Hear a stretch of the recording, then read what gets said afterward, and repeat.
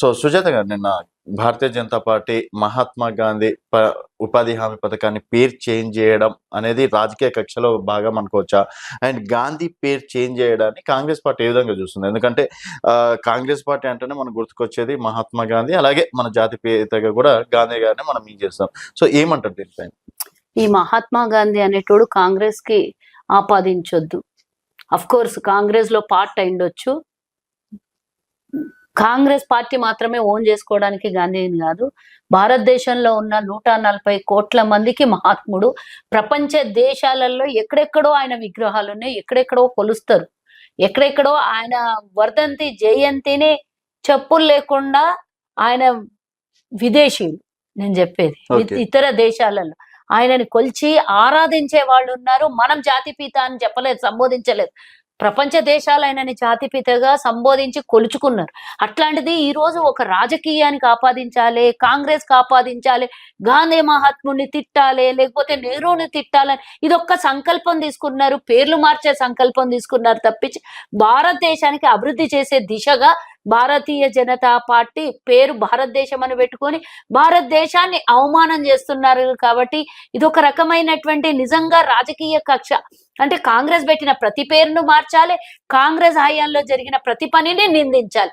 వాళ్ళు ఏం చెయ్యకపోయినా దేశాన్ని అమ్మేసుకొని తిరుగుతున్న దేశంలో అప్పుడు మరో బ్రిటిష్ వాళ్ళు తయారైతున్న ఈ రోజు మనం కామ్గా కూర్చోవాలి. మనం మాట్లాడి ఇప్పుడు నేను మరో బ్రిటిష్ వాడు అన్న ఓ కల్వ సుజాత పాకిస్తాన్ ఇప్పుడు ఓకే ఇట్లా మాట్లాడడం తప్పించి నిజంగా వాస్తవాలు ఏం నష్టపోతున్నాం. ఒక్కటి మనల్ని కళ్ళు మూసి కళ్ళకు గంతలు కట్టి వాళ్ళు ఏం చేస్తున్నారో నిజాలకు వద్దాము, మనం వాస్తవాలకు వద్దాము అని ఎంతమంది ఆలోచిస్తున్నారు. ఇది వాస్తవాలు. గాంధీ మహాత్ముడు ఏమన్నా ముస్లిమా, లేకపోతే గాంధీ మహాత్ముడు ఏమన్నా కాంగ్రెసా? ఎందుకు ఒక మన్రేఖ అనేది ఆ రోజు పేదలకు ఆధారంగా పేద రైతులు గాని, పేదలు గాని, గ్రామీణ ప్రాంతాలలో ఉండే వాళ్ళకి ఒక వెసులుబాటు కల్పించి పనికి ఆహార పథకానికి గాంధీ మహాత్ముడి పేరు పెడితే దాన్ని తీసుకొని వచ్చి రామ్ అని యాడ్ చేసి పెట్టి ఈ రోజు మతాల మధ్యన చిచ్చులు పెట్టుడు, మత విద్వేషాలని రెచ్చగొట్టుడు, కావాలని ఈ విధమైన కక్షపూరితమైనటువంటి వ్యవహారాన్ని ఏ విధంగా చూడాలి? మనం పేర్లేంది మార్చుడు. మీరు ఇంకో కొత్త పథకం తీసుకురండి. మేము గాంధీ మహాత్ముని పేరు మీద మేము ప్రతి ఒక్కడు కూడా నిరుద్యోగస్తుడైనా ఏ చిన్న ఆర్థిక ఇబ్బందులు ఉన్నోడికి ఆ ఒక పథకాన్ని అందించి నెలవారీగా కూలీలకు ఇచ్చినటువంటి ఒక పథకం అది. అట్లాంటి దాన్ని తీసుకొని పోయి నువ్వు పేరు మార్చడం, కొత్త పేరు తెచ్చుకురా, కొత్త పథకం తీసుకురా. ఇక్కడ చేంజ్ అయింది కేవలం పేరే కదా, దానికి సంబంధించి ఎందుకు అవమానం చేస్తున్నారు? పేరే చేంజ్ అయింది కదా అంటే పేరు లోపల ఉన్నటువంటి గాంధీ మహాత్ముడు మీకు ఏం చేసిండు? ఎంతసేపు మీ గాడ్చే వాదన తప్పించి గాంధీ మహాత్ముడు పేర్లు ఎక్కడున్నా తీసేద్దాము, కరెన్సీ మీద పట్టుబట్టి తీసేద్దాము అని కొంతమంది వ్యవహారం. అంటే గాంధీ మహాత్ముడు అంటే మీకు ఎందుకు అంత వ్యతిరేకత?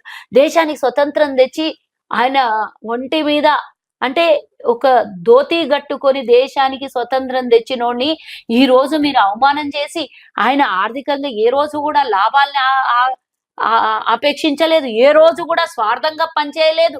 ఆయనకి ఇష్టం వచ్చినట్ల పేర్లు పెట్టి ఇష్టం వచ్చినట్ల వ్యవహారం చేసి బాధపడేటట్టుగా నిజంగానే గాంధేయవాదులు, నిజంగానే దేశ స్వతంత్రం కోసం కొట్లాడినటువంటి కుటుంబాలు ఎవరైనా ఉన్నారంటే వాళ్ళందరూ బాధపడే విధంగా ప్రతిదీ ఏది చేసిన సమస్య, ఏది చేసిన మార్పు, ఏది చేసిన వ్యతిరేకము, ఏది కాంగ్రెస్ మంచి పని చేస్తుంది. నేను అడుగుతున్నా, సరే ఇప్పుడు గాంధీ మహాత్ముడిని వ్యతిరేకిస్తున్నావు కదా, గాంధీ మహాత్ముడు తీసుకొని వచ్చిన భారతదేశ స్వతంత్ర భారతదేశంలో మీరు ఉండకండి. అందరూ ఉండరు. నేను అనలే కదా,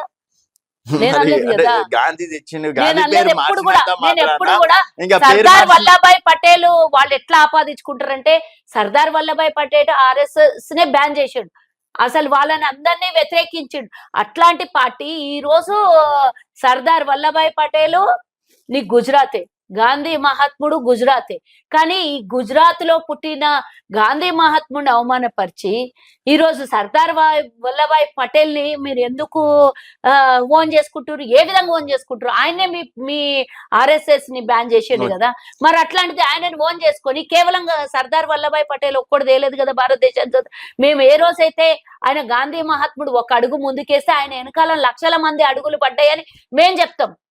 ముందుండి నడిపించేటటువంటి నాయకుడు కావాలి కదా. ఆ నాయకుడు గాంధీ మహాత్ముడు. ఆయనతో పాటు స్వతంత్రం ఉన్నది. ఆయన జీవితమే స్వతంత్రం కోసం అర్పించేసిండు. అలాంటి త్యాగమూర్తులు, అలాంటి వ్యక్తులు ఆయన ఏమి కట్టుకొని పోలేదు. ఈ రోజు ఆయన బిడ్డల పరిస్థితి చూడండి. భారతదేశంలో ఉన్నారు కదా ఆయన కొడుకులు, మనుమళ్ళు, మనుమరాళ్ళు ఉన్నారు కదా. తుషార్ గాంధీ ఉన్నాడు కదా, ఆయనకేమన్నా 1000 కోట్లు ఉన్నాయా? మీలాగా అంబానీకి వెనకాల పెట్టుకొని 1000 కోట్లు సంపాదించిండ గాంధీ మహాత్ముడు? చెప్పండి. ఈ రోజు నెహ్రూ అయినా వాళ్ళ తండ్రి సంపాదించిన వెనుకటికి మహారాజులు వాళ్ళు అట్లాంటిది వాళ్ళు దేశ స్వతంత్రం కోసం వాళ్ళ ఆస్తులన్నీ దారాదర్పణం చేశారు. మరి ఈ బీజేపీ దగ్గర ఉన్న ఆర్ఎస్ఎస్ వాళ్ళు ఎవరు దారాదర్పణం చేసిండ్రు? లేకపోతే ఎవరు వాళ్ళ ఆస్తుల్ని పణంగా పెట్టిండ్రు? ఎవరు వాళ్ళ ప్రాణాలని పణంగా పెట్టి భారతదేశ స్వతంత్రంలో కొట్లాడిండు? ఒక్కళ్ళు ఆర్ఎస్ఎస్ వాళ్ళ పేరు నాకు చూపించండి. ఇక్కడ ఆర్ఎస్ఎస్ ఎందుకు వస్తుంది మేడం మధ్యలో? ఇప్పుడు పేరు మార్చింది భారతీయ జనతా పార్టీ. భారతీయ జనతా పార్టీ ఇక్కడ ఆర్ఎస్ఎస్ ఎందుకు వచ్చినట్టు ఇప్పుడు మధ్య? వాళ్ళు కొలిచేది ఎవరిని? బీజేపీ భరతమాతను కొలుస్తారు, లేకపోతే కాషాయ జెండాను కొలుస్తారు, ఇంకెవరిని కొలుస్తారు? గాడ్సేనే. ఇక్కడ అఫీషియల్ గా ఎక్కడ లేదు కదా, అఫీషియల్ గా చేయడానికి రాదు కదా. అది చేస్తే భారతదేశం అంతా ఆర్ఎస్ఎస్ ప్రోగ్రామ్ చూసిర్రా? విగ్రహం పెట్టిండ్రు గాడ్సే విగ్రహం పెట్టిండు. గాంధీ మహాత్ముడిని చంపిన గాడ్సే విగ్రహం పెట్టిండ్రు. వాళ్ళు పెట్టొచ్చు అట్లా. ఆర్ఎస్ఎస్ వాళ్ళని ఎట్లా అంటాం మేడం? ఎవరు పెట్టినా కూడా ఆర్ఎస్ఎస్ ని మధ్యలో ఎందుకు చేస్తున్నారు? వాళ్ళే చెప్తారు కదా. సర్దార్ వల్లభాయ్ పటేల్ ఆర్ఎస్ఎస్ సిద్ధాంతి అంటారు. మన ఆయన పేరేంది? గాడ్సే ఆర్ఎస్ఎస్, అందుకే గాంధీని చంపిండు అని వాళ్ళు అంటారు. మరి ఇట్లాంటివి అన్నప్పుడు మేమేం పుట్టించలేదు కదా, మీరు పుట్టించుకున్నట్టువే. నేను బీజేపీకి అండగా ఉండేది ఎవరు? ఆర్ఎస్ఎస్ వాళ్ళు. ఆర్ఎస్ఎస్ సిద్ధాంతాన్ని పాటిస్తామని చెప్తారు కదా వాళ్ళు. మరి అట్లాంటప్పుడు మీకు ఒకటి లింక్ అయి ఉన్నప్పుడు డెఫినెట్ గా ఆ మాట తీయాల్సి వస్తుంది కదా. ఆర్ఎస్ఎస్ వాళ్ళకి ఒకే స్టేట్మెంట్ ఇవ్వమని, బీజేపీలకు ఒకే స్టేట్మెంట్ ఇవ్వమని. మాకు ఆర్ఎస్ఎస్ కి సంబంధం లేదు, మాది కేవలం రాజకీయ పార్టీ, మాకు సిద్ధాంతాలు ఆర్ఎస్ఎస్ లేవు అని వాళ్ళు ఒక్క స్టేట్మెంట్ ఇవ్వమని. ఆర్ఎస్ఎస్ వాళ్ళకి ఒక్క స్టేట్మెంట్ ఇవ్వమని. బీజేపీకి సంబంధించిన వాళ్ళు ఎవరన్నా ఉంటే పార్టీలకు అతీతంగా వాళ్ళు ఎవ్వరు కూడా మా సిద్ధాంతాలని పాటించారు, మా సిద్ధాంతాలతోనే ఆ పార్టీకి సంబంధం లేదు అంటారు. నేను ఏ బీజేపీ నాయకుడిని అడిగినా కూడా నేను ఆర్ఎస్ఎస్ లో పనిచేసిన, మా ఆర్ఎస్ఎస్ వాళ్ళు మొన్ననే మొన్న పార్లమెంట్ ఎలక్షన్లు అంటే ఒక్కొక్క నియోజకవర్గానికి 2000 మంది 3000 మంది దిగిండ్రంట. వాళ్ళు ఎందుకు దిగిండ్రు అనంటే మా సిద్ధాంతం బీజేపీ కదా అన్నారు వాళ్ళు, ఆర్ఎస్ఎస్ వాళ్ళు. మరి నువ్వు కాదని ఎట్లా అంటావు? ఇప్పుడు నువ్వు అడిగిన దానికి ఆర్ఎస్ఎస్ వాళ్ళది హిందుత్వ సిద్ధాంతం, వసుదైవ కుటుంబం అని చెప్పేసి, లేకపోతే భారతదేశాన్ని ఇక్కడ విచ్ఛిన్నం చేయొద్దని చెప్పేసి, సరే వాళ్ళ సిద్ధాంతంలో వాళ్ళు వెళ్తున్నారు. చేసే విధ్వంసానికి ఆపమని చెప్పండి. ఏం చేస్తున్నారు బీజేపీకి ఆర్ఎస్ఎస్ కి ఏం సంబంధం అన్నది నా డౌట్. ఇక్కడ అడుగు ఆర్ఎస్ఎస్, అందుకే అంటున్నా ఆర్ఎస్ఎస్ లకు ఒక స్టేట్మెంట్ ఇవ్వమను. బీజేపీ భగత్ మోహన్ భగవత్ గారు ఆయన ఎప్పుడు బీజేపీ కండువా, అది పార్టీ కండువా. వీళ్ళందరూ మోహన్ భగవత్ ఏమన్నాడు? 75 ఏళ్ల తర్వాత మా దగ్గర పొలిటికల్ గా బీజేపీలు ఉండరాదు అన్నాడు. తర్వాత స్టేట్మెంట్ భగత్ ఇయ్యలేదని చెప్పేసి వీళ్ళు బీజేపీలు ఇచ్చారు. మరి ఏ సంబంధం అని మీరు ఇట్లా స్టేట్మెంట్లు ఇచ్చారు నాకు చెప్పండి. మరి మీకు ఆర్ఎస్ఎస్ కి బీజేపీకి సంబంధం లేనప్పుడు మరి బీజేపీలో ఉన్న వాళ్ళు ఇన్నేళ్లే పనిచేయాలని వాళ్ళు డిసైడ్ చేస్తారంట. దేశ వాళ్ళు నేషనల్ పార్టీ అధ్యక్షుడిని ఆర్ఎస్ఎస్ వాళ్ళు డిసైడ్ చేస్తారంట. మరి ఆర్ఎస్ఎస్ వాళ్ళు ఎట్లా డిసైడ్ చేస్తారు పార్టీకి సంబంధం లేకుండా? ఇప్పుడు మేము ఓపెన్ గా చెప్తాం, మా దగ్గర ఉన్నటువంటి సంస్థల పేర్లు మేము ఓపెన్ గా చెప్తాం. వాళ్ళు ఎందుకు చెప్పుకోరు మరి? సరే, ఇప్పుడు ఆర్ఎస్ఎస్ బీజేపీకి టైప్ ఉంటే తప్పేంది? దాని వల్ల దేశానికి వచ్చిన నష్టం ఏంది? ఇప్పుడు గాంధీ పేరు గాంధీ మహాత్ముడు అనేవాడు స్వతంత్ర భారతదేశం కోసం కొట్లాడి మీరు గాడ్సే చంపితే చనిపోయినటువంటి వ్యక్తి. అదే ఆర్ఎస్ఎస్ వాళ్ళు గాని బీజేపీలు మీరన్న బీజేపీలు మీరు అనుకోని ఆర్ఎస్ఎస్ వాళ్ళు స్వతంత్ర భారతదేశం కోసం ఏ ఒక్కళ్ళన్నా ప్రాణాల త్యాగం చేసిండ్రా? ఒక్క స్టేట్మెంట్ బ్రిటిష్ వానికి యాంటీగా ఇచ్చిండ్రా? నాకు చూపిమనండి. చూపిస్తే మీరు ఏం చెప్తాది? కాంగ్రెస్ గవర్నమెంట్ ఆ చరిత్రని కాంగ్రెస్ తప్పు తీసింది అంటారు. మీరు తీయండి.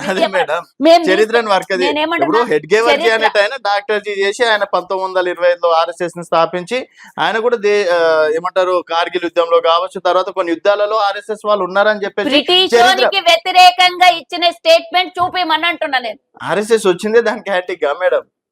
దేనికి? బ్రిటిష్ వానికి యాంటీగా? స్వతంత్ర ఉద్యమంలో లేదంటారా? ఉన్నారా? చూపిమంటున్నా నేను. చరిత్ర చూపియండి.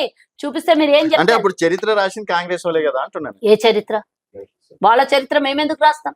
మరి చరిత్రలో లేకుండా చేసిండ్రేమో వాళ్ళ స్వతంత్ర చరిత్ర ఉండదు. ఉద్యమంలో. అయితే వాళ్ళ దగ్గర ఇప్పుడు ఉండదా? RSS book ఆన్ రికార్డ్ ఉండదా వాళ్ళ దగ్గర? RSS book వాళ్ళ లో దగ్గర ఫోటోలు సరే ఉంటాయి, మేడం, వాళ్ళ దగ్గర ఒక నేను పేపర్ చూసిన స్టేట్మెంట్ దాంట్లో, నేను ఉంటుంది. చదివిన దాంట్లో, సరే వాళ్ళు కూడా స్వతంత్ర ఉద్యమంలో పాల్గొన్నారు ఎవరు వాళ్ళు చూపి చదవడం వేరే, ఎవిడెన్స్ చూపించాలి. ఎవిడెన్స్ గాంధీ మహాత్ముడు కొట్లాడిన ఎవిడెన్స్ ఉంది కదా, గాడ్సే చంపిన ఎవిడెన్స్ ఉన్నాయి కదా.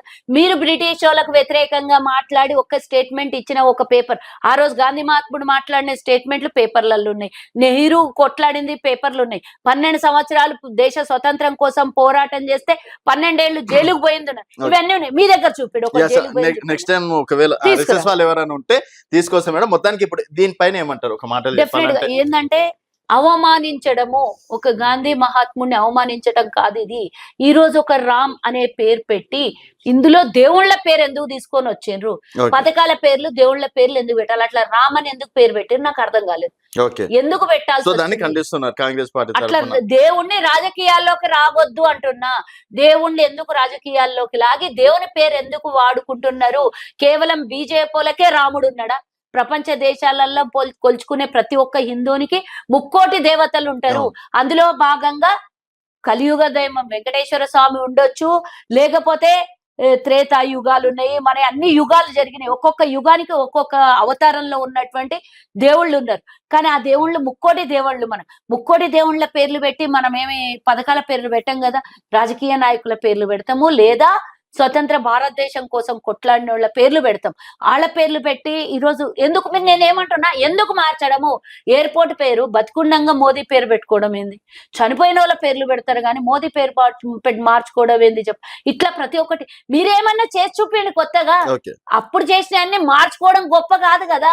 LIC కాంగ్రెస్ తీసుకొని వస్తే తీసుకొని పోయి దాన్ని తాకట్టు పెట్టడం మీ గొప్పతనంగా. ఎయిర్పోర్ట్లు కాంగ్రెస్ హయాంలో స్థాపించబడితే అవి తీసుకొని పోయి అదానికి అమ్ముకోవడం గొప్పతనం కాదు. మనం చేసినటువంటి సంపదను అన్నిటిని తీసుకొని పోయి ప్రైవేట్ వానికి అప్పచెప్పి ఈ రోజు పేర్లు మార్చేయడం గొప్పతనం కాదు. ఈ రోజు మొన్న జరిగినటువంటి ఎయిర్పోర్ట్ ఇబ్బందులు, ఇండిగో ఇబ్బందులు చూసినావు కదా. కావాలని ఒక్కొన్నే పెట్టి మిగతా ఎయిర్వేస్ అన్ని ఇచ్చేసి అదానికి అప్పచెప్పాలనే ఒక ధృతరాష్ట్రుల పాలనలో అదానికి ఇప్పుడు మెల్లగా స్టార్ట్ అయిపోయినాయిగా, ఫ్లైట్లు స్టార్ట్ అయినాయి కదా. అంటే ఇది ఇండిగో కొక్కొనికి ఇచ్చి మోనోపోలీ అయ్యి ప్రైవేట్ వానికి ఇచ్చి ఎయిర్ ఇండియాని చంపేసి దాన్ని తీసుకొని పోయి ప్రైవేట్ వాళ్ళకి ఇచ్చేసి అసలు ప్రభుత్వానికి ఏది సంబంధం లేకుండా ప్రైవేట్ వాళ్ళ చేతిలో పెడితే ఒకానొక సమయం వస్తుంది మనం ఇబ్బంది పడేదని రాహుల్ గాంధీ గారు 6 నెలల ముందే చెప్పిండు. అది చెప్పింది మొన్న నిజమైందా లేదా? అంటే ప్రతిదీ మీరు మార్చుకుంటూ పోయి అమ్ముకుంటూ పోవడమే దేశంలో మీరు చేస్తున్న పరిపాలన, మీరు చేస్తున్న అభివృద్ధి అని నాకు చెప్పండి. ఈ పేరు మార్చాల్సిన అవసరం ఏమొచ్చింది అని అడుగుతున్నా నేను. మేము తీసుకొచ్చిన పథకంకు మేము పేరు పెట్టినాం, మీరు తీసుకొచ్చిన పథకం కొత్తగా తీసుకురండి, ఇంకేదన్నా కొత్త ఉపాధి ఇవ్వండి గ్రామీణ ప్రాంతాల్లో ప్రజలకి, లేకపోతే మున్సిపల్ లిమిట్స్ లలో గ్రేటర్ లిమిట్స్ లలో ఉన్నటువంటి వాళ్ళకు ఇంకా ఏదైనా కొత్త పథకం తీసుకొచ్చి మీ పేరు పెట్టండి. సో పేరు మార్చడం తప్పంటారు? ముమ్మాటికి తప్పు, ముమ్మాటికి ఖండిస్తున్నా. ఒక ఆర్యవైశ్య మహిళగా నేను కులానికి ఆపాదించుకోను, అయినా నేను గొప్పగా చెప్పుకుంటున్నా గాంధీ మహాత్ముని కులంలో పుట్టిన నేను అని చెప్పుకుంటున్నా. ఒక గాంధీ మహాత్ముని కులంలో పుట్టిన దానిలాగా కాంగ్రెస్ పార్టీ నాయకురాలుగా, ఒక కార్పొరేషన్ చైర్మన్ గా, దేశ స్వతంత్రంలో గాంధీ మహాత్ముని భాగస్వామ్యం ఉండడం వల్ల, ఆయన RSS వాళ్ళ చేతిలో చనిపోయినందుకు బాధ కలిగింది, ఇవన్నీ ఉండడం వల్ల నేను ఈరోజు పూర్తి స్థాయిలో గాంధీ మన్రేగా అని కాంగ్రెస్ పార్టీ నామకరణం చేస్తే దాన్ని మార్చకండి, మీరు కొత్తగా పెట్టుకోండి, ఇంకేమైనా పెట్టుకోండి, దేవుళ్ళని తీసుకురావద్దు. మాటికి ఖండిస్తున్నా నేను. ఓకే మేడం, సో ఇక్కడ వరకు బానే ఉంది. మనం ప్రజాస్వామ్యబద్ధంగా మనము శాసనసభలో కానివ్వండి, పార్లమెంట్ లో గాని కూర్చొని దేని మీద ప్రమాణం చేస్తాం మనం?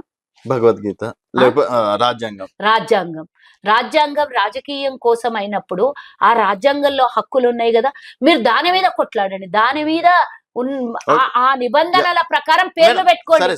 ఇక్కడ వరకు సుజాత గారు, అన్నపూర్ణ క్యాంటీన్ ఇందిరమ్మ క్యాంటీన్ ఎందుకు పేరు మార్చారు?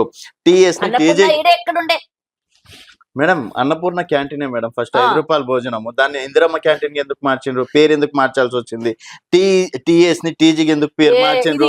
రైతు భరోసాని అంటే రైతు భరోసా అని పేరు పెట్టినప్పుడు, రైతు బంధన్, అది రైతు ఉంచినాం భరోసా కదా, అన్నప్పుడు ఉంచినాం కదా.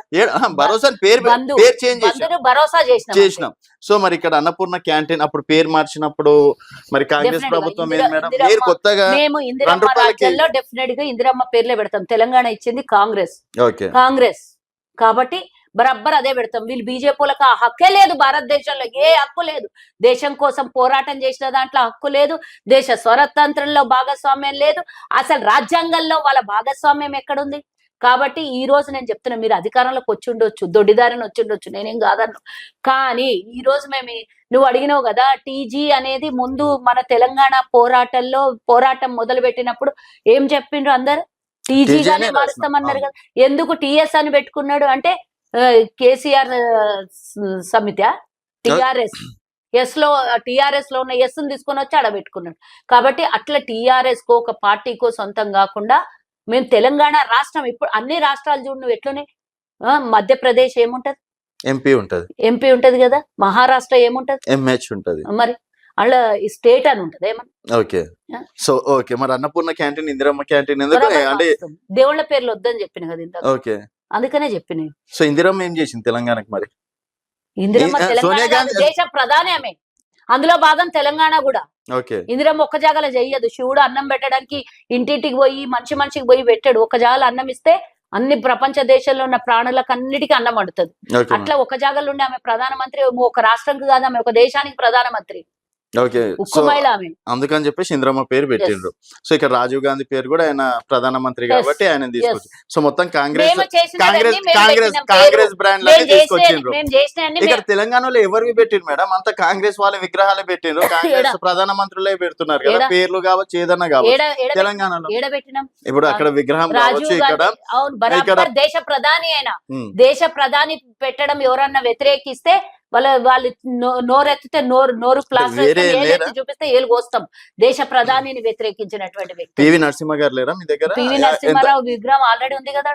ఆయన పెట్టిండని మేము పక్కన ఇంకొక చిన్న విగ్రహం పెట్టాలా, లేకపోతే దానికన్నా ఒక 4 ఫీట్లు ఎక్కువ పెద్దది పెట్టాలా? ఆల్రెడీ పెద్ద విగ్రహం పెట్టిండు కదా ఆయన, పెట్టిండు. దానికి మేమేమైనా స్వాగతించగలేకపోతే మేము వ్యతిరేకిస్తున్నాం దాని ఎదురుగుండా ఇంకో ప్రధాని ఇందిరమ్మ ఉన్నది. ఇందిరమ్మ స్టాచ్యూ కూడా ఉంది కదా. అట్లా వ్యతిరేకించట్లేదు. అవును, ఇందిరమ్మది ఉన్నది, పివి నరసింహారావు ఉంది, రాజీవ్ గాంధీ ఉంది. దాంట్లో తప్పేమున్నది? మన భారతదేశం చాలా మంది ప్రధానమంత్రులుగా చేశారు కదా, ఉన్నాయి, చాలా మంది ఉన్నాయి. అందరు ప్రధానమంత్రులే ఉన్నాయి స్టాచ్యూలు. సరే మేడం, అండ్ ఇప్పుడు మన గ్లోబల్ సబ్మిట్ లో నిన్న తెలంగాణ తల్లి విగ్రహం కింద పడడాన్ని ఏ విధంగా చూడొచ్చు అంటారు? నేను చూడలేదు నిజంగా, సారీ. మొత్తం ఆ టెంట్లన్నీ తీసేసి తర్వాత తెలంగాణ తల్లి విగ్రహాన్ని కింద పడేయడము, 100 కోట్లు పడేయరు. నువ్వు పడేయడము అనొద్దు, కింద పడిపోయింది. అది పడిపోవడం లేదు. నేను చెప్పేది పడిపోవడం వేరే, పడేయడం వేరే.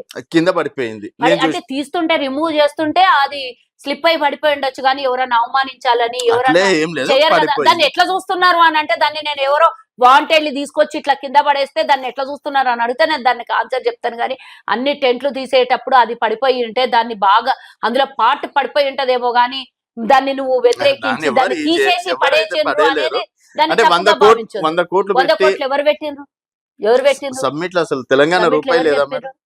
సమ్మిట్ లో ఎవరు 100 కోట్లు ఖర్చు పెట్టిండ్రు అని చెప్పారు? మీకు చెప్పినటువంటి గాడిదకి వచ్చి లెక్కలు చూడమని చెప్పాడు. చెప్పినటువంటి గాడిదలకు లెక్కలు వచ్చి, మొన్న ఈయన పేరేంది, ఫుట్బాల్ పేరు మెస్సీ వచ్చింది కదా. మెస్సీ వస్తేనంటే 100 కోట్లు ఖర్చు పెట్టినామన్న. సిగ్గుశరం ఉందా ఏమన్నా?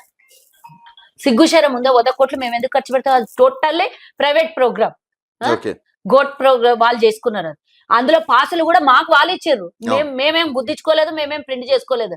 గోటనే ఉన్నది దాని మీద కూడా. ఆ పాసులు మేము మరీ అడుక్కొని తెచ్చుకున్నటువంటి పాసులు అవి వాళ్ళ దగ్గర మేము తీసుకున్నాం. అందులో పాటు గవర్నమెంట్ ఇక్కడున్న అన్ని మేము ఒక పార్ట్గా పనిచేయడం, మన రాష్ట్రానికి వస్తున్నారు కాబట్టి మన రాష్ట్రం ప్రపంచ దేశ ఆతిథ్యం ఇవ్వడమే కాదు, అందులో మన బాధ్యత. వారికి క్షేమంగా తీసుకొని వచ్చి మనల్ని మనం ప్రమోట్ చేసుకొని మన రాష్ట్రంలో ఆయన ఒక పెద్ద ప్లేయర్ వచ్చినప్పుడు మన రాష్ట్రానికి కూడా గర్వకారణం కాబట్టి మేము ఆర్గనైజ్ చేసినాం అంతే. ఆర్గనైజింగ్ వేరు, స్పాన్సర్షిప్ వేరు కదా. ఆర్గనైజ్ అంటే ఇప్పుడు నువ్వు చెప్తే నేను స్వచ్ఛందంగా నేను పనిచేస్తే నువ్వు నాకు డబ్బులు పెట్టేసినట్టేనా? కాదు కదా. దానికి స్పాన్సర్స్ వేరే ఉన్నారు. వాళ్ళ కంపెనీలు వచ్చినాయి, వాళ్ళు స్పాన్సర్షిప్ చేసుకున్నారు, వాళ్ళు టికెట్లు పెట్టిండ్రు, రేట్లు పెట్టిండ్రు, వాళ్ళు అమ్ముకున్నారు టికెట్లు. ఫోటో దిగడానికి ఓ రేటు పెట్టిండ్రు, వాళ్ళు ఫుడ్ తినడానికి ఓ రేటు పెట్టిండ్రు. అది వాళ్ళ ఇష్టం, వాళ్ళ ఆర్గనైజర్ సిస్టమ్. అందులో పార్ట్ గవర్నమెంట్ మేము ఉన్నాం కాబట్టి ఇక్కడ మేము ఆర్గనైజ్ చేసిన ప్రోగ్రామ్, భద్రత ఇవ్వడం మా బాధ్యత. సెక్యూరిటీ సేఫ్టీగా వచ్చి సేఫ్టీగా పోవడం అన్నిటికన్నా ఇంపార్టెంట్. మన భారతదేశంలో ఆయన ఎన్ని చోట్ల వచ్చిండో అన్ని చోట్ల కన్నా ఎక్కువ హైదరాబాదే చాలా హ్యాపీగా వచ్చి హ్యాపీగా వెళ్ళిండి అనే ఒక క్రెడిట్ ప్రపంచ దేశాలు అందరూ డిస్కషన్ చేసుకున్నారు. అంత మంచి పేరు మనకు వస్తే మీకు నష్టమా? లేకపోతే మేమేం రూపాయి ఖర్చు, రేవంత్ రెడ్డి ఆడడానికి 5 కోట్లు పెట్టి ప్లే గ్రౌండ్ చేస్తున్నాడు. ఇలా మొక్కలకి ఏం తెలియదు, ఏది పడుతుంది అడ్డమైన స్టేట్మెంట్, ఆధారాలు ఉండవు, నోటికి ఎంత గాలి మాటలు ఎన్ని వస్తాయని మాట్లాడతారు. ఈ గాలి మాటలు ఎన్ని రోజులు గాలి మాటలు మాట్లాడతారు? చేతిలో పేపర్ పట్టుకొని ఆధారం పెట్టుకొని మాట్లాడుండేదాన్ని. దాని నిజాలు వాస్తవాలు చూపించచ్చు. అండ్ అక్కడ రేవంత్ రెడ్డి గారు మనమాడుతో నేను ఇంకోటి, నువ్వు సమ్మిట్, భారత్ సమ్మిట్ 100 కోట్లు ఖర్చు పెట్టినావు అంటున్నావు. 5,75,000 కోట్లు ఈ రోజు మన రాష్ట్రానికి పెట్టుబడులు వస్తే 100 కోట్లు ఖర్చు పెట్టి, అది నాకు తెలియదు లెక్క, నువ్వు అన్నమాట అది ఫిగర్ నాకు తెలియదు. కానీ నువ్వు 100 కోట్లు నీకు కంటికి కనబడుతున్నాయి ఏమో, అది నాకు తెలియదు అన్నమాట అది. కానీ నువ్వు పెట్టుబడుల విషయం ఎందుకు మాట్లాడతలేవు? మన రాష్ట్రం బాగుపడదా? 1,00,000 మందికి రేపు ఉద్యోగం వస్తే 1,00,000 కుటుంబాలు బాగుపడవా తెలంగాణ? దావోస్ నుంచి ఒక ఇటుక ఎక్కడ పెట్టారని చెప్పేసి అడుగుతున్నారు మేడం. దావోస్ లో ఇటుక పెడితే ఇడికి దావోస్ లో కూడా చాలా, అంటే మేము 500 కోట్లు 200 కోట్లు 300 కోట్లు. ఇప్పుడు నేను మొన్న స్టేజీ మీదే అమెరికా అధ్యక్షుడు ట్రంప్ టీం వచ్చి 1,00,000 కోట్లు అనౌన్స్ చేసిపోయింది స్టేజ్ మీదే వాళ్ళు. అంటే ఇది అబద్ధం అవుతుందా? ఒక ట్రంప్ అని మన ప్రపంచ దేశాల్లో ప్రఖ్యాతిగాంచిన అమెరికా అధ్యక్షుని టీం వచ్చి ఇక్కడ 1,00,000 కోట్లు అనౌన్స్ చేయడం కూడా ఫేకేనా? వాళ్ళు అనౌన్స్ చేస్తారు, మనం వాళ్ళకి ఫెసిలిటీస్ అరేంజ్ చేయాలి కదా, ల్యాండ్ ఇవ్వాలి, కన్స్ట్రక్షన్ చేయాలి, అప్పుడే పెట్టుబడులు వస్తాయి కదా. వాళ్ళు మనం ల్యాండ్ చూపించాలి. ఇప్పుడే కదా మనం 30,000 ఎకరాలు మనం ల్యాండ్ చూపించినాము. ఒక్కొక్క పెట్టుబడి మనం ప్రామిస్ చేసుకున్నాము, మనం ఎంఓయూలు చేసుకున్నాం. అప్పుడే పిల్ల బుట్టంగానే పెద్దగా అయిపోయి లీడర్ అయిపోతారా? దాని మీద ఇదైతే ఉంటది కదా, పిల్లలు పుట్టి నడిచి పెద్దగా అయ్యి చదువుకొని అన్ని చేసినాక యుక్త వయసు వచ్చినాకనే రాజకీయమో లేకపోతే ఉద్యోగమో లేకపోతే పెళ్ళో ఏదన్నా అవుతుంది. పుట్టంగానే పెళ్లి కాదు, పుట్టంగానే ఉద్యోగం రాదు, పుట్టంగానే రాజకీయ నాయకుడుగా నువ్వు ఎంఓయూ చేసుకొని రాగానే ఇక్కడ ఇటుకలు పేరుస్తారా? వాళ్ళు అట్లనే పేర్చిండ్రా? పేర్చిన ఇటుకల్ని కూల్చేసారు. సరే, మరి కార్ రేసింగ్ తప్పుగా, అంటే తప్పు ఎట్లయితుంది మరి? ఇప్పుడు మీరు పెట్టుబడుల కోసం మెస్సీ కావచ్చు, అది తప్పు అనేది ఒక రేంజ్ అయితే దాని మీద సపరేట్ డిస్కషన్ చేస్తాం. కానీ 55 కోట్ల రూపాయలని నువ్వు డైరెక్ట్ గా నువ్వు ఎవరు సొమ్మను కనీసం క్యాబినెట్ లో పెట్టి నిర్ణయం తీసుకో, కనీసం ఎలక్షన్ కోడ్ చూడో ఏం చూడో డైరెక్ట్ నువ్వు ట్రాన్స్ఫర్ చేపించేస్తావు. అది కదా వాళ్ళు అడుగుతున్నారు. దానికి ఆన్సర్ అయినా చెప్పుకోవాలి, మేం కాదు ఇది. ఓకే మేడం, ఇక్కడ మరి అందాల పోటీల వల్ల అవి కూడా రకరకాల అందాల పోటీకి స్పాన్సర్స్ వచ్చింది, అది గుర్తు చేసుకోవాలి. రాష్ట్రం దానికి ఒక 10 కోట్లు 15 కోట్లు కూడా ఖర్చు పెట్టిందో లేదో నాకు తెలిసి. అందరు స్పాన్సర్స్ వచ్చిండ్రు. స్పాన్సర్స్ లిస్ట్ కూడా నువ్వు గూగుల్లో సెర్చ్ చేస్తే వస్తుంది. అందులో పాటు మా వాళ్ళకి సంబంధించిన వాళ్ళు కూడా ఒకళ్ళు అందులో స్పాన్సర్. కాబట్టి నాకు పూర్తి వివరాలు తెలుసు. నాకు అందులో స్పాన్సర్స్ పెట్టుబడి పెట్టిండ్రు. ఎవరి అడ్వర్టైజ్మెంట్ కోసం వాళ్ళు పెడతారు. దానికి ప్రపంచ దేశాలు తెలంగాణలో ఒక అందాల పోటీ నిర్వహించడం అనేది ఒక గొప్పగా ఫీల్ అయ్యి ప్రపంచ దేశాలు అనుకుంటే, వీళ్ళేమో అందాల పోటీ పెట్టి 200 కోట్లు ఖర్చు పెట్టిర్రు, 300 కోట్లు. 100 కోట్లు అంటే ఇట్లా వాళ్ళు దోచుకున్నట్లు అనుకుంటున్నారా? ఏంది అవి? లెక్కపత్రం లేదా? కుక్కలు చింపిన ఇసరాకు చేసి తెలంగాణని మళ్ళీ 100 కోట్లు ఖర్చు పెట్టిర్రు అంటారు. రూపాయి ఖర్చు ఉంటే దానికి 1000 కోట్లని పక్కల రాసుకుంటారు. ఓకే, సో 2 సంవత్సరాల పాలన విజయవంతంగా అయిందని చెప్పేసి అనుకోవచ్చు. 100% అందరూ 6 గ్యారెంటీలు, అన్ని గ్యారెంటీలు ఇచ్చినాము, ఇవ్వాల్సినే ఇస్తాం. వాళ్ళలాగా తప్పించుకొని అబద్ధాలు ఆడే రకం కాదు, ఇయ్యకుండా మొహం చాటేసే రకం కాదు. ఇస్తామని మేము ఇయ్యమని అబద్ధాల మాటలు మాట్లాడే రకం మాది కాదు. ఇచ్చినాము, ఇయ్యలేదని చెప్తున్నాం. దానికి సమయం అడుగుతున్నాం. అఫ్ కోర్స్ 100 రోజులలో ఇస్తా అన్నారు. నువ్వు మళ్ళీ ఆ క్వశ్చన్ వేస్తావు కాబట్టి 100 రోజులలో ఇస్తా అన్నాము. ఇచ్చినాము, ఒక 70% అయినాయి. ఇంకో 30% ఇచ్చేవి అవి కూడా డెఫినెట్ గా కాస్త కుట్టబడినాక తప్పకుండా ఇస్తాం. అవి ఇప్పుడు ఇస్తున్న వాటిల్లో భర్పూర్ గా 200 యూనిట్లు పూర్తిగా అనుభవిస్తున్నారు. 1000-1500 బిల్లు వచ్చే వాళ్ళకి కూడా 0 బిల్లు వస్తున్నది. ఫ్రీ బస్సు వల్ల మహిళలు ఈరోజు అంటే ఇంట్లో ఉన్న మగవాళ్ళకి జేబు చిల్లు పడకుండా భార్యలు ఏ వస్తువు కొనాలన్నా భర్త పని తగ్గింది, భారం తగ్గింది, 2 తగ్గింది కదా. భార్యకే పంపిస్తుండు. ఫ్రీ బస్సు ఉంది కదా, నువ్వు కొనుక్కు రాపో, ఫ్రీ బస్సు ఉంది కదా, బిడ్డను దొలుకొని రాపో, ఫ్రీ బస్సు ఉంది కదా, ఇంకేమన్నా ఆసుపత్రులకు అక్కడిక్కడ పోయేది ఉంటే నువ్వు తీసుకుపోయి చూపించుకొని రా. ఇన్ని రకాలుగా వెసులుబాటు భర్తకిచ్చి భార్య పనులు చేస్తుంది. అదే రకంగా భర్తకి మేలు జరుగుతుంది, ఆయన పాకెట్ కి చిల్లు పడతలేదు, ఒక 2,000 నుంచి 3,000 వరకు ఆదా అవుతున్నది. ఇండైరెక్ట్ ఆర్ డైరెక్ట్ ఒక 5 నుంచి 10,000 వరకు మేము ఈరోజు మహిళలకు సహాయం అందిస్తున్నాం. వడ్డీ లేని రుణాలు ఇస్తున్నాం. కేసీఆర్ వడ్డీలకు ఇవ్వాల్సినటువంటి బాకీలు కూడా ఇవ్వకుండా వాళ్ళకి మోహన్ చాటేసిండు కేసీఆర్. అన్ని రకాలుగా సహాయం అందిస్తున్నాం ఈరోజు మేము. మీరు ఏ విధంగా పరిపాలన వదిలేసిండ్రో దాన్ని ఒక్కొక్కటి కుట్టుకుంటూ వస్తున్నాం. మేముంటే ఇదే కేసీఆర్ మళ్ళీ గిట గెలిచినంటే ఉరికిపోతుండే రాష్ట్రం విడిచిపెట్టేసి. దోపిడీ చేసుకున్నాడు, ఆల్రెడీ ఏరోప్లేన్ కొని పెట్టుకున్నాడు. అరే మళ్ళా గిట గెలిచినా ఓడినా తంతే గిట ఉరికిపోదామని ఏరోప్లేన్ కొని రెడీగా పెట్టుకున్నాడు.